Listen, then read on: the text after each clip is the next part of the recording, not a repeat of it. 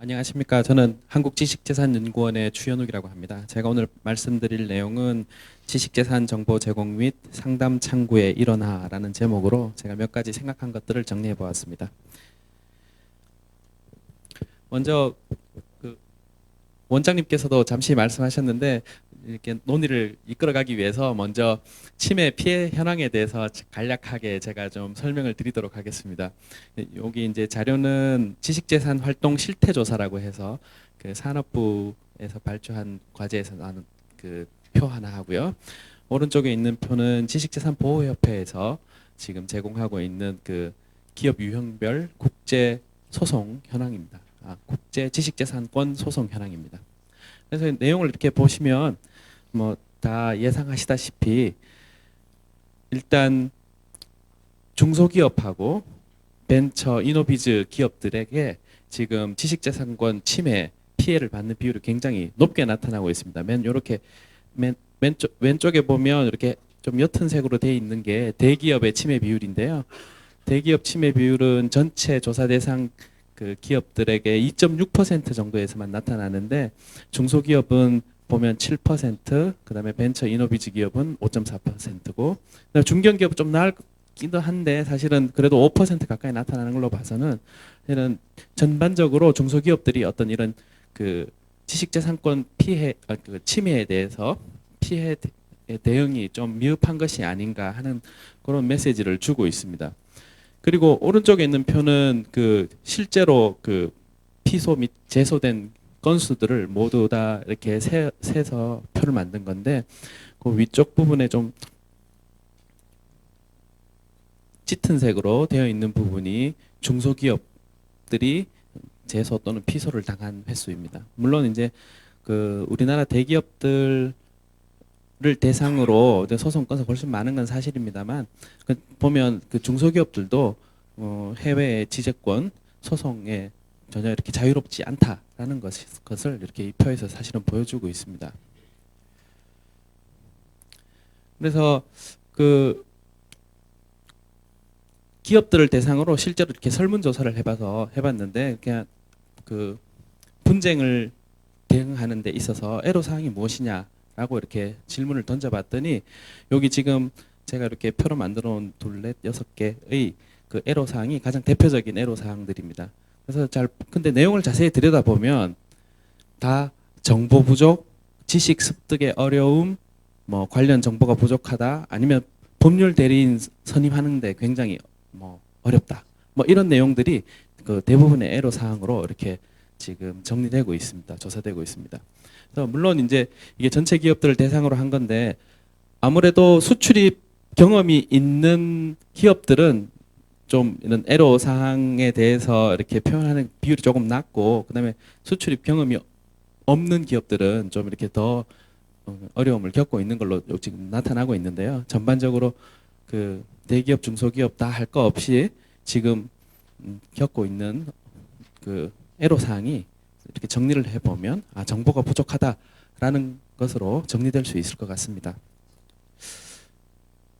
그러면 정부에서 그럼 지식재산권 보호와 뭐 침해 대응에 대해서 뭐 정책이나 정보가 실제로 부족한가 하면 실제로 그렇지는 않습니다. 제가 생각하기에는 이제 정책들도 중소기업청이나 또 산업부나 또 그 특허청 중심으로 지식재산권 보호에 대해서 여러 가지 제도들 그리고 정책들을 만들어내고 있고, 또 그다음에 관련된 정보들을 뭐 홈페이지나 아니면 뭐 다양한 채널로 이렇게 제공은 하고 있습니다.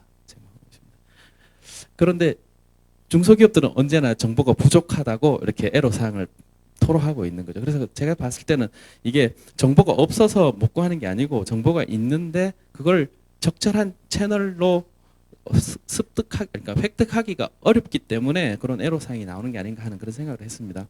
그래서 실제로 보호 관련 정책을 보면 여기 뭐 불공정 무역행위 조사제도라든지 아니면 특허청에서 하고 있는 국제 지식재산권 분쟁 대응 지원, 뭐 분쟁 정보 제공, 그리고 그 맨 아래쪽에 보시면 IP 데스크라고 해서 해외 지식 지식재산센터가 있는데 우리나라랑 교역량이 많은 그 나라를 중심으로 중국하고 미국 그다음에 유럽을 중심으로 11군데의 그 IP 데스크를 지금 운영하고 있습니다. 그래서 사실은 분쟁이 발생하면 이 IP 데스크 연락처를 어, 연락처를 보고 그냥 전화해서 도움을 요청하면 거기 계시는 분들이 성심성의껏 이제 정책 지원을 포함해서 모든 이렇게 지원을 할 텐데 사실은 중소기업들은 그거 자체를 잘 모르기 때문에 사실은 지원을 제대로 받지 못하고 있는 거죠. 뭐 다음 슬라이드는 지식재산 정보 원천에 대해서 제가 잠시 이제 정리를 해봤는데요. 요 왼쪽에 있는 그래프는 지난번 국정감사 기간에 왔던 그 질문지 중에 있었던 답변지 중에 있었던 건데 저희 특허청하고 산하기관에 지금 보면 사이트가 지금 여기 나온 것처럼 모두 51개나 있습니다.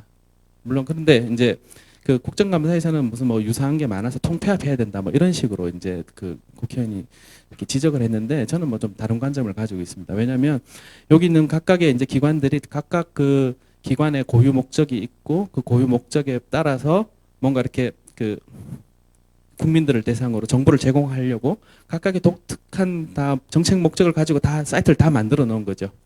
근데 문제는 제가 봤을 때 이게 너무 많기 때문에 어떤 일반 국민이나 중소기업들이 어떤 정보를 획득하려고 하는 어떤 그런 니즈가 있어도 사실은 어디에 가서 봐야 될지를 잘 모르는 거죠. 그래서 하여튼 적어도 뭐 몇 번은 더 한번 시행착오를 겪어야 찾아가게 되는 거죠.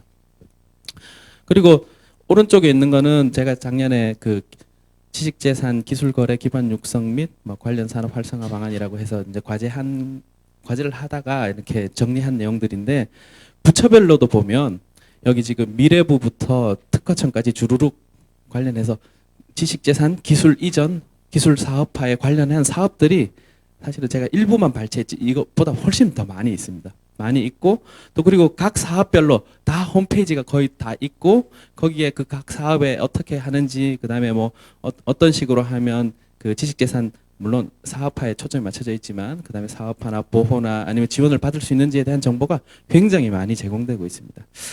그래서 이런 지금 많이 만들어져 있는 정보들을 어떻게 하면 저 효과적으로 그러니까 정책의 수요자인 정책의 클라이언트인 국민들 중소기업들에게 효과적으로 전달할 수 있을까 하는 게 제가 여기 이번에 이제 정책 포럼을 하면서 계속 줄곧 가지고 있었던 의문점이었습니다. 그래서 좀 정리를 해보면 그래서 결국에는 이제 접촉 채널을 좀 일원화해야 되겠다라는 결론을 내리게 됐습니다. 그래서 이 아래쪽에 있는 그림을 보시면 뭐 제가 도식화 시켜서 그랬습니다만 이제 여기 오른쪽에 공급자라고 돼 있는 게 이를테면 정책 공급자라고 이제 제가 그린 거고요. 그러니까 지금 정부 부처별 그다음에 산하 기관들별로 수많은 공급자들이 다 있습니다. 수많은 공급자들이 다 있고 오른쪽에 정책 수요자인 중소기업들이나 일반 국민들도 이제 다수가 이렇게 다 이렇게 흩어져 있는 거죠. 그래서 원하는 걸 다 일일이 본인이 직접 찾아서 뭐 개별 접촉을 하거나 사업에 참여하거나 제안서를 내거나 이런 방법을 선택해야 되는 겁니다. 그래서 그러면 결국에는 이렇게 그 직접적으로 뭔가 컨택을 해야 되는 거는 사실은 비효율이 발생하게 되는 거거든요. 그래서 생각해 보면 우리가 시장이 존재하는 이유가 시장이 존재하는 이유가 시장에 가면 뭔가 탐색 비용을 줄일 수 있지 않습니까? 그 모든 물건들이 한 곳에 모여 있으니까 이렇게 많이 돌아다니지 않아도 내가 원하는 다양한 물건들을 시장에서 다 이렇게 구입할 수 있으니까 그 측면에서 정보 탐색 비용이 굉장히 절약되는 거죠.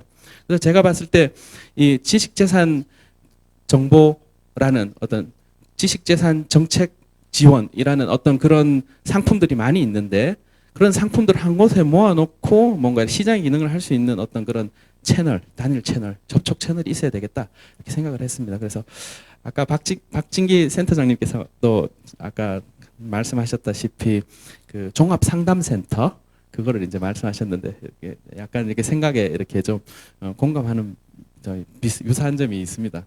그래서 이런 단일 상담 창구가 있었으면 좋겠다라는 게 일단 기본 아이디어입니다. 그리고 단일 상담 창구가 있다면 그것은 바로 정책 수요자인 중소기업들이나 일반 국민들이 훨씬 더 가지고 있는 그런 니즈를 잘 충족시킬 수 있겠다라는 생각이 들었습니다.